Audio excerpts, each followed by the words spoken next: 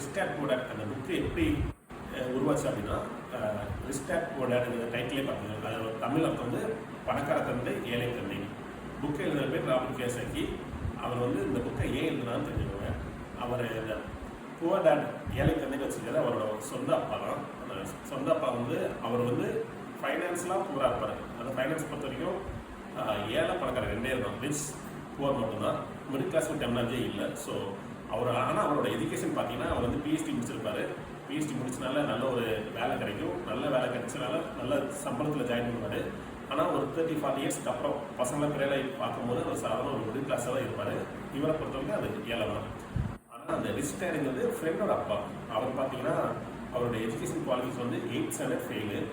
அவர் 8th ஃபெயிலாக இவர் வந்து ஒரு சின்ன ஒரு வேலையில் தான் ஜாயின் பண்ணுவார். சின்ன ஒரு வேலையில் ஜாயின் பண்ணனால அவருக்கு ஒரு சின்ன சேலரி தான் இருக்கும். ஆனால் 30-40 வருஷத்துக்குள்ள போய் பார்த்தா இவர் தான் அந்த ஊரில் பெரிய பணக்காரராக இருப்பார். ஸோ அந்த புக்கில் ராபர்ட் கியோசாகி அவருக்கு வந்து ஒரு சந்தேகம் வரும். ஏன்னா இவங்க அப்பா இவரோட அப்பா வந்து டிப்பிக்கல் மிடில் கிளாஸ் மாதிரி தான் சொல்லியிருக்காங்க. என்ன சொல்லியிருக்காங்கன்னா, நல்லா படிக்கணும், நல்லா படித்தா நல்ல ஒரு வேலை கிடைக்கும், நல்ல வேலை கிடைச்சா சம்பாதிக்கலாம், சம்பாதிச்சா செட்டிலான்னு சொல்லியிருக்காங்க. ஆனால் இவர் பணக்காரர் இருக்க மாட்டார். அதனால் ஆனால் இதுக்கு நேர் ஆப்போசிட்டாக ஃப்ரெண்டோட அப்பாவுக்கு இருக்கும். ஏன்னா அவர் இவர்கிட்ட சொன்ன எதுவுமே அங்கே இருக்காது. நல்லா படிச்சிருக்க மாட்டார், நல்ல வேலை இருக்காது, நல்ல சம்பளம். ஆனால் அவர் தான் மிகப்பெரிய பணக்காரனாக இருப்பார்.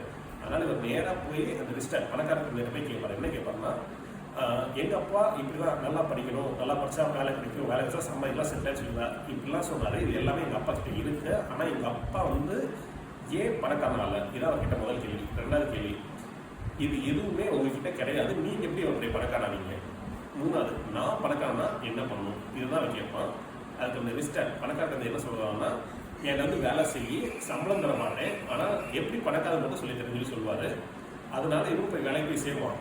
6 மாதம் ஆகும், எதுவுமே சொல்லி தர மாட்டான். ஸோ இவன் வந்து கோபமாக போய் இந்த ரிஸ்டர் பணக்காரன் போய் சொல்லுவான், நான் இன்னும் வேலைக்கு வர மாட்டேன், ஏன்னா நீங்கள் எனக்கு எதுவுமே சொல்லித்தரேன்னு சொல்லி சொல்லுவான். அப்போ தான் பணக்காரன் சொல்லுவார், இல்லை நான் உங்களுக்கு சொல்லி கொடுத்துட்டு தான் இருக்கேன்னு சொல்லி சொல்லுவார். அப்போ தான் கேட்பான், என்ன சொல்லி கொடுத்தீங்க அப்படின்னு கேட்பான். அப்போ தான் சொல்லுவார், இது ரொம்ப முக்கியம், உங்கள் எல்லாருக்குமே இதுதான். என்னன்னா, முதல் விஷயம் வந்து நீ பணக்காரன்னா நீ என்றைக்குமே பணத்துக்காக வேலை பண்ணக்கூடாது. பணம் தான் உனக்காக வேலை பண்ணும். பணத்தை எப்படி உனக்காக வேலை பண்ணி கற்றுக்கோ, அப்போ தான் நீ பணக்காரவ அப்படின்னு சொல்லி சொல்லுவார். இது எல்லாமே உங்களுக்கு புதுசாக இருக்கும். அதுக்கப்புறம் அவர் இதை பற்றி தான் ஃபுல்லாக பேசுவார். இது எல்லாமே இவருக்கு முதல்ல கேட்பான். இதை வந்து எல்லாருக்கும் தெரியும்னா இந்த புக்கை எழுதியிருப்பான். இந்த புக்கு இனிமேல் இதை பற்றி தான் சொல்லுவோம். இந்த புக்கை படித்த பிறகு தான் என்னோட லைஃப் மாறிச்சு. அது எப்படிங்கிறது அடுத்ததுல நான் சொல்கிறேன்.